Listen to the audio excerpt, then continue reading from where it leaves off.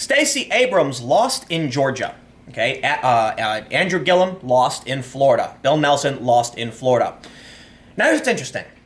For the longest time, when the I shouldn't say for the longest time, but for the past couple weeks, Republicans had been ranting about what's going on in Florida. Maybe ranting isn't the right word, but waving flags saying, hey, look at this. Look what's happening in Broward County and Palm Beach County. Brenda Snipes, the election supervisor in Broward, resigned because they lost ballots time and time again. They didn't get the recount in on time. It was a nightmare. The left said, the Republicans are crying foul about conspiracy theories without evidence. That's what they kept saying. Trump claims without evidence that something is happening in Florida, yada, yada. There was evidence. Look, what does evidence mean, right? Something, some facts, some information that leads you to believe something may or may not be true, or at least probable cause. Was there voter fraud or election fraud in Broward County? I don't know.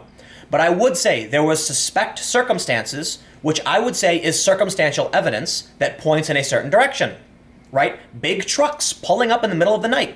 People carrying bags that are typically used for ballots, loading them into private vehicles. A rental car being found with a provisional ballot box at an airport.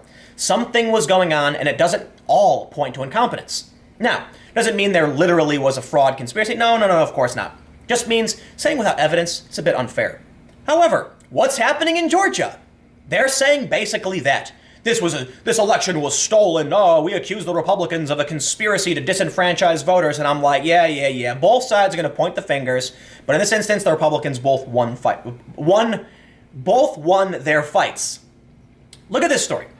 Actor Ron Perlman joins Georgia boycott despite pleas from Abrams. Because Abrams lost, Alyssa Milano, I believe it was, called for a boycott. Someone called for a boycott. Alyssa Milano, jumped in. She said, there are 20 plus productions in Georgia. Let's boycott them. And Stacey Abrams said, no. Don't punish the workers of Georgia because we lost. But Stacey Abrams didn't want to concede. I wonder why. When the Republicans say something afoul is afoot, in Florida they say it's a conspiracy theory and you're crazy. And then when something happens in Georgia, the left says the exact same thing. Yet they're not somehow crazy. And even when Stacey Abrams says, please don't boycott, they do anyway. It's like they don't care at all. Let's read the story. Actor Ron Perlman has joined a list of entertainers who say they plan to boycott Georgia after Republican Brian Kemp won the state's gubernatorial race, even though Democratic candidate Stacey Abrams called for them not to do so. I appreciate the calls to action, but I ask all of our entertainment industry friends to support Fair Fight GA, but please do not boycott Georgia, Abrams said on Twitter on Friday. The hardworking Georgians who serve on crews and make a living here are not to blame. I promise. We will fight. We will win. With all due respect, so now we have Ron Perlman. With all due respect, you did fight and you did win. No, she lost. She lost in a normal election where there's no conspiracy. I think weird things happened in Georgia and in Florida, but I do not believe there's mustache twirling conspiracies going on. I certainly think there's a lot of suspect things that warrant an investigation of Broward, right? Which means maybe evidence, probable cause, right? At some point, you have to wonder if all of the accidents are not accidents, like employees being seen physically loading bags into rental cars and driving off. In Georgia, what happened was that voters were removed from voter polls. According to Brian Kemp, it was all done legally. Now, whether or not that's true, there's a difference between a conspiracy and someone acting within the law to make changes. The left is of the belief it was all unfair. She did win. It was stolen from her. But that implies there's a conspiracy at the highest levels of Georgia to do this. And I just think if you're going to pull the conspiracy route, look, what is this saying? Extraordinary claims require extraordinary evidence. The same is true for Florida. There's some circumstantial evidence, not enough, so I wouldn't call it a conspiracy. I typically lean towards incompetence. In Georgia, I don't even think there's incompetence. It was just people were purged from voter rolls. You question these things, but is there evidence this was a conspiracy, that Brian Kemp was conspiring to guarantee his victory? No, it doesn't. And he was called up by even Fox News. So here's what he said. You did win. She didn't. Your great and inspiring run was snuffed out by cheating and suppression, both things that run counter to the American way, Perlman said in response. I cannot see myself working in a state that tolerates that. Okay, what evidence of cheating? What evidence of suppression? Please, there's none. Just because people were removed from voter rolls doesn't mean there was suppression. it could be incompetence too. If you're going to point the finger at Broward County and say that's just incompetence, it's not a conspiracy, I say the same thing to Georgia. I am of the opinion in both instances it was very likely to be incompetence. In fact, in Georgia, probably not. It's just people doing the normal cycles of removing, cleaning up voter registration. And what they claim is that it's about security.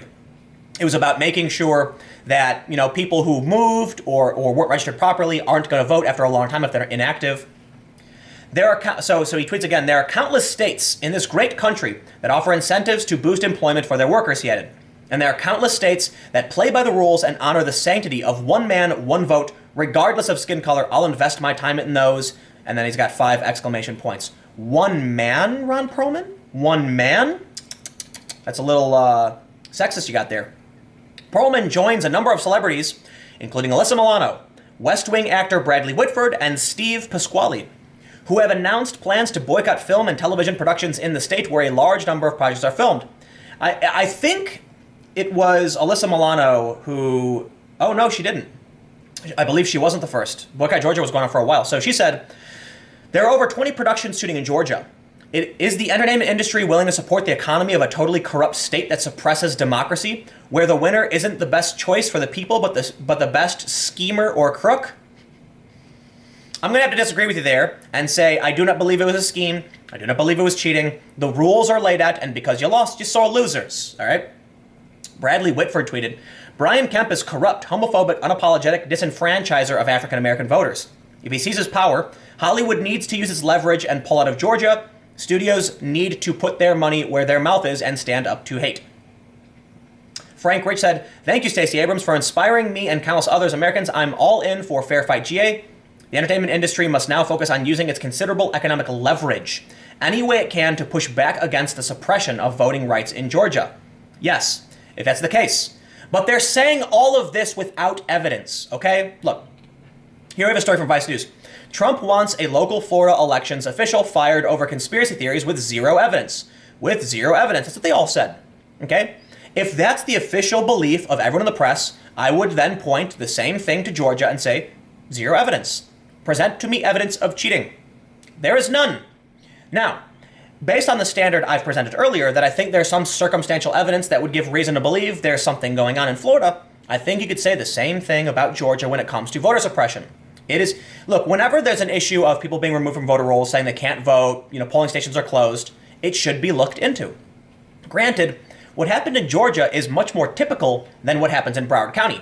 Broward County and Palm Beach County have a history of just screw-ups, and they kept screwing up. First, they didn't get the numbers in on time, they didn't publish the official numbers when they were supposed to, they didn't get the recount in on time, and then they lost a bunch of votes. That's weird. You get a stack of incompetence, say maybe there's probable cause for some kind of investigation, but more importantly, mistakes are mistakes, incompetence is incompetence. But finding a provisional ballot box at the airport in a rental car from an employee, that's different. That's suspect, okay? What happened in Georgia is also suspect, but much, much less. The point is, I still wouldn't call either conspiracies. I would just say one's worse than the other, but we just don't know. We don't. And it's worth investigating. Why then would all of these people on the left not say the same thing about Florida? They claim Georgia was stolen. They say, the acting Secretary of State in Georgia announced Saturday that the results of the November 6th election had been certified, confirming Kemp's victory in the hotly contested governor's race, which was dogged by accusations of voter suppression from Abrams and her Democratic allies. The Atlanta Journal-Constitution reported Kemp led Abrams by 54,723 votes in the race, giving him a margin of victory of 1.4 percentage points. Yet, you have all of these Hollywood actors making their endorsements. They go to Georgia, they campaign. I actually have friends who went from LA to Georgia to campaign for Abrams, and now they're claiming it was stolen. They're claiming it was cheating. Without evidence. And I say without evidence because that's everything in the media about Trump and the Republicans in Florida was they were all decrying it was always without evidence. Well, why not talk about what's actually going on? Marco Rubio made a bunch of tweets saying, if it's not fraud, then what's the word for when ballots that were disqualified were submitted as legit ballots? Because that's what happened too. And I say it was a mistake. Those ballots that were disqualified for signature errors that were submitted, that was an accident. It wasn't. At what point do you say, it doesn't matter if it was an accident or not? If you submit ballots that were disqualified, after they were disqualified, you then put them in a pile and send them in, Doesn't matter if it was an accident or not. And the Hill just crashed. Anyway, the Hill's a garbage website. Basically, we'll end here before this crashes and goes out of control. The left and the right are both pointing the finger. I wouldn't call either conspiracies, but I think it's hilarious that so many extremely influential people are screaming about this. At the same time, they don't understand. They can't see outside of their own bubble to recognize when they claim it's a conspiracy theory in Florida, but then claim a literal, they're saying what's happening in Florida is just a crazy conspiracy theory. But what they're saying clearly isn't a conspiracy theory. No, it all is. No one's innocent. The left and the right, they both do this. I think there is reason to believe there may have been voter suppression. I think Florida is much more suspect, but we've been over that. Anyway, stick around. I got one more video coming up in just a few minutes. Apparently, tensions are escalating on the southern border with the migrant caravan. Stay tuned.